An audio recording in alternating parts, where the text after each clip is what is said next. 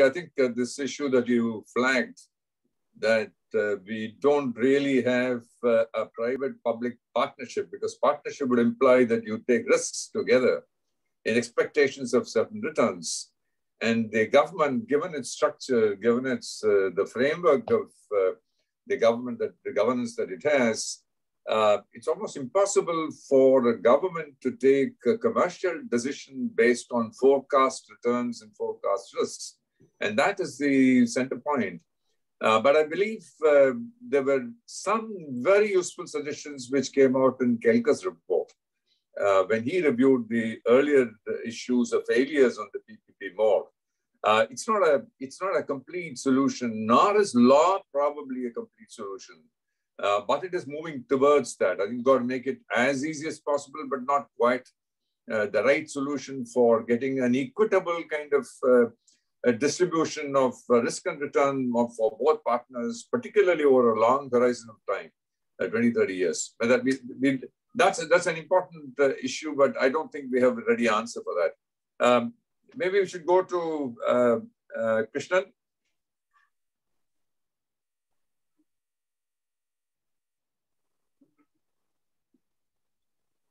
Good afternoon to all of you. Thank you very much. I think it's a real honor to be part of this panel.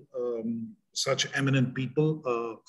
Mr. Monte Ahluwalia needs no introduction. I've had many occasions to interact with him when I was in Delhi and Washington, and always gained tremendously learning from him. Mr. Seshasai, of course, is in many ways the doyen of much of what goes on in Chennai across this real space of public and private partnership. Again, somebody I've known through over almost 3 decades. And I need to, Mr. Vinayak Chatterjee, though I've never met, but over the years have read and have seen outputs from Feedback Ventures and various other reports through my career. But most importantly, Mr. Vishwanathan, who of course was very kind to mention, is a family friend, but more than anything else, there's one memory of him which I will never forget. In Delhi in 2006 or 7, we had revived this practice of having the Economic Editors Conference. And, you know, when you meet Delhi's media or Bombay's economic media, most of them write for Pink Papers or for one of the wire agencies or one of these TV channels which have 24-hour business news. And almost all of it is confined to stock markets and financial markets and discussions of that nature. And I recall this interaction where Mr. Vishwanathan raised a number of very pertinent issues with the finance minister. Suddenly we were brought back to reality that, you know, it is from the periphery of the country that you really learn that what is important to farmers, what is important to small businesses, what is important to industry, and what becomes of a real investment, what the real sector of the economy really means, was brought home by that intervention of Mr. Vishwanathan. And I remember that very vividly. And that's something which has stayed with me for many years, that often we mistake various types of financial engineering for what really needs to happen. And in that context, and that's the context in which I would like to address the asset monetization program, which has been talked of and released. You see, fundamentally, Mr. Ahluwalia made this point that not all of it is new, and many of these things have been going on for many years. Even tolling of roads, it's a 19th century enactment, and we still apply that enactment. The Indian Tollways Act and the toll road provisions and so on. And these are very old provisions. They are more than almost 200 years old, and we've been using them over time, and many of them have stood the test of time. So it is not as if many of these ideas are brand new. These are things which can be done. The issue which really arises, and here I need to make this point. This is a public event and I do represent government, and I need to make this point. Our chief minister has actually written to the prime minister on the asset management plan, and he has raised, in my view, also certain valid issues. And most of it centers around, do we consult stakeholders adequately? Do we talk to all partners who are involved in the process? I think very often, although I'm a finance secretary, and very often issues relate to money, but where we fail is in the softer things. Where we fail is in the management. Where we fail is in communicating ideas so that everybody comes along with you and understands the intent, and that reduces, in a sense, the pressure with which we need to act, and the understanding amongst the general public. If the criticism today is that you're selling family silver, it is justified criticism because a number of people have not been taken on board in terms of what is really intended. And what the difficulty is that many ideas that state governments, many ideas that we want to implement, and we may not want to give it the same degree of publicity because you need to educate different segments of the population you deal with. We may not want to do it at one go, but then it sort of happens in bits and pieces and in ways that you do not you don't speak of publicly, but in terms of sheer improvement in the quality of service, you're able to deliver something significant. Let me give you one example. We spoke of hospitals and schools as one of the areas where improvements need to take place. In Tamil Nadu, for instance, in government hospitals, and government hospitals have been an eye-opener to me personally and to Mr. Vishwanathan himself. The services which are rendered for a variety of diagnostic services, even MRIs, PET scans, and a number of other things have been very innovatively managed. That through the Tamil Nadu Medical Services Corporation, you hire the equipment, the supplier of the equipment gets paid on a per-use basis. It is subsidized for those who really need the subsidy. The others pay as per their capacity. And you have a very efficient system which works. I mean, it is asset monetization of the kind that we intend. This is expensive equipment which is available, which normally is available only in private hospitals, but in this case is made available in a range of government hospitals, and people are getting access to it. There is a pay-per-use, there is some degree of subsidy from the government, but a very large portion of it, the O&M and everything else get covered in terms of payments. All of that takes place. The minute you try to brand this, the minute you try to make it into one big exercise, you cast a big aura of suspicion about the whole thing in terms of, are you trying to sell assets? When you are able to establish that quality of service is good and people are willing to pay for it, and people absorb it in a way without too much of opposition to it, then I think we've achieved a much bigger objective. So I think an important message in all of this is the need to respect a federal structure, need to respect that different parts of the country will find their own ways of implementing such ideas, need to not try and say that one plan will fit all of the country. I mean, you could manage it in different ways in different places. And I think that's an important thing which got lost out in the way that the entire plan has been put together. And what's, again, more interesting and again, troublesome is that we assume that it is actually when you privatize an asset or even when you monetize an asset, we assume very frequently that all of this has been done there are big beneficiaries. The central ministries have gained largely in this, and then it is the private sector has come in with money, and it's a win-win for everybody. One agency loses heavily, and that agency invariably is a state government. And the reason for that is many of the PSUs, central PSUs, the lands that they own were bought or given to them virtually free by state entities. Some years ago, I stayed in the Radisson Blu Resort in Mahabalipuram, not far from Chennai. And when you actually go and see the main building there, it actually says Madras State Government Guest House, inaugurated by K Kamaraj, Chief Minister in 1954, right? I mean, it was a state government guest house, which was handed over to ITDC to run as a resort, and which was later privatized. And I'm sure all of that land belonged to the government of Tamil Nadu, and all in good faith, they hand over the land, and somebody is making a pretty penny out of it. And when ITDC and many of the hotels were privatized, they took the money, which is when we woke up to this.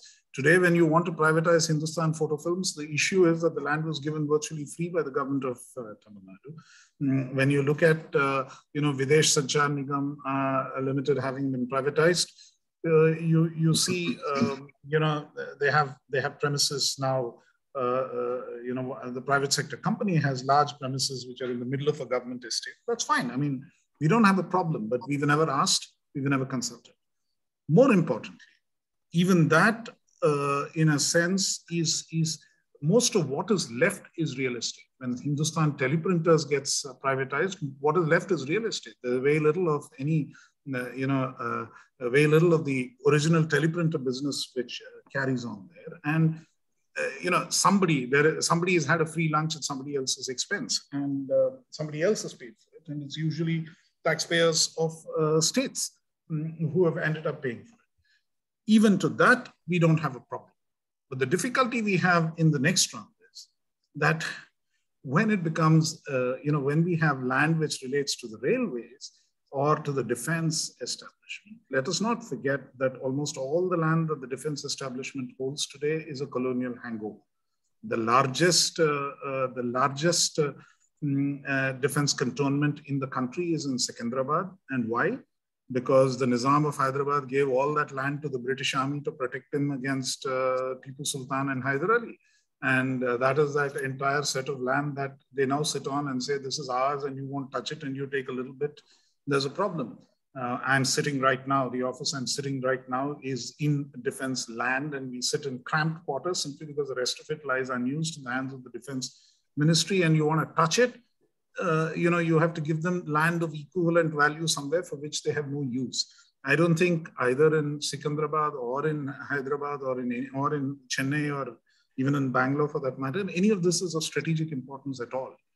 The reason I make this point is that it is a one-way relationship in a number of ways, which many people ignore. And there is another set of people sitting at the table who have perhaps, compensated and who have lost out in this whole deal of monetization of assets. So we need to be conscious of this. The other element, and some elements of this are absolutely unexceptionable. We have to find non-debt creating instruments to raise resources. So fiscal deficits are certainly a problem, and tolling roads is the most logical way of doing it. And very often, for instance, the Tamil Nadu Transmission Company, Transco, wherever they've laid their high tension lines for transmission of power, also have optic fiber cable all over the place.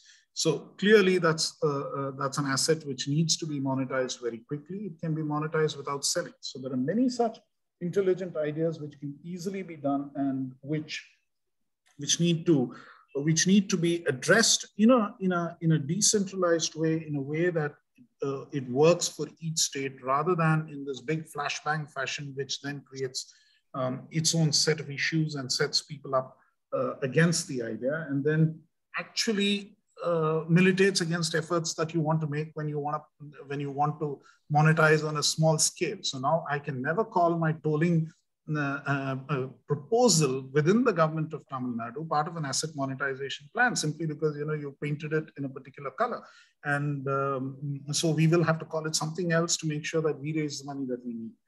The other element, and so there's one country, one business, one anything business is a serious issue that we need to allow for that. We need to allow for that kind of flexibility for states and agencies of that nature to act. Two other points I just quickly want to re-endorse. One, of course, is this whole difficult issue of contract renegotiation. clearly, especially when we do contracts of this nature, they are 30-year contracts, 25-year contracts, long-term contracts. There is a serious issue of capacity, which should not be ignored. And capacity, unfortunately, I find it's not just lacking in the government system. Clearly, the government system has capacity issues. There are some good civil servants, there are some good officials at various levels, but we also carry a lot of passengers. But in addition to that, even when you hire consultants, my personal experience has been, except for a few, I think most consultancy firms don't give us the best consultants that they have to handle government contracts. I mean, whether this has been experienced over the years, and therefore there's clearly a capacity constraint of how much can be done. So we need to be realistic in terms of how much can be done and how quickly. And the other thing, when you're looking at urban infrastructure, I think what many people don't realize is that funding can be found, but because there is such large grant funding, whether originally in the form of JNNURM, which was introduced in the 2000s, or subsequently in the form of this Amrit and Smart Cities and other programs, the grant component is so large that is more than adequate to fill the capacity of a concern of a local body to actually implement. And therefore, they're not looking at innovative ways of raising more money to see how much more additional infrastructure they can provide. And Mr. Ahluwalia made that point very clearly, that we today do not provide adequate infrastructure, and the quality of infrastructure is not of the kind that is really needed. And our people, our citizens, certainly require enhanced quality of infrastructure. And for that, I think a critical issue which needs to be addressed is capacity. Yes. Then the last point that I would like to just. The last point that I'd like to make is this whole issue of contract renegotiation. As I started out from the capacity perspective, government structures often are not designed to look at contracts over, say, a 25 or 30-year period. The continuity which is needed to monitor, creating structures which understand and recognize, what the sanctity of a long-term contract is. And, how do you sort of legally answer those issues? How do you protect yourself before the auditors, the CNAG? How do you protect yourself when the same thing goes into a litigation? And how do you sort of ensure that the whole thing gets taken care of through a litigation process?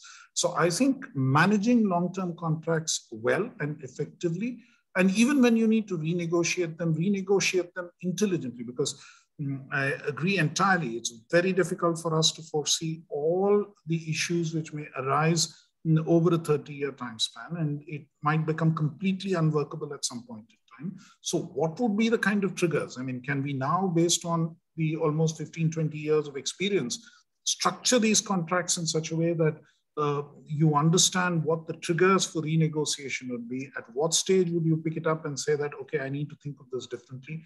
All of those elements need to come in. And the last one is of organization culture. And I think organization culture, somebody had asked this question saying, does it automatically mean that the private sector is more efficient? Clearly, private sector has some advantages. It's more nimble. It can come in and out of sectors at various points in time. There's a way that you can exit. Governments have this unfortunate problem of exit. It's very difficult for government agencies to exit from certain responsibilities. And particularly in infrastructure, the way the whole thing is grounded is the sovereign responsibility of providing the service still rests with the government agency. And the private agency is really only a service provider. And if he fails, there's still a sovereign responsibility of the government to find an alternative to see that the service delivery is continued. So understanding the contract in these terms and trying to see whether there could be mechanisms where service delivery to the public continues, while at the same time you don't impose unacceptably high costs on the private sector. Because, if we are talking about creative destruction of capitalism, some private contractor doesn't judge a contract okay and deliberately underbids in order to win more contracts, and he thereafter suffers. I don't think he deserves protection, but equally somebody else who's hit by a complete, a perfect storm needs protection of a different kind. So I think these are all factors which need to be worked in, thought through, and these would be just some of the critical issues that I would. So just to conclude on that point of, which is more efficient, I think it's much more dependent on the organizational culture. Some organizations are built in such a way in the public sector and in the private sector, which can be efficient, and some organizations right from inception are built in a way that they're not efficient here or there. So that would be my limited point on that aspect. So let me stop here. I hope I've addressed some of the issues and questions which got raised. Thank you very much. Thanks, Krishnan. Always a pleasure listening to you. I think the two very critical issues that you raised, the one relating to the eroding space for the states as stakeholders, the abridgment of the autonomy of states. Nobody can give better response than Montek on this. So I will leave it finally to, when we finish this, to Montek to respond to that. And the second point that you raised about contract renegotiation, something which Montek also touched on, something which I think is very central to the resolution of this entire program and the success of this program. I think nobody better than Vinayak who can give the answer to that question, because I think he spent a lot of time thinking about it. I know that we have discussed this in the past, recall that, Vinayak. So over to you, Vinayak.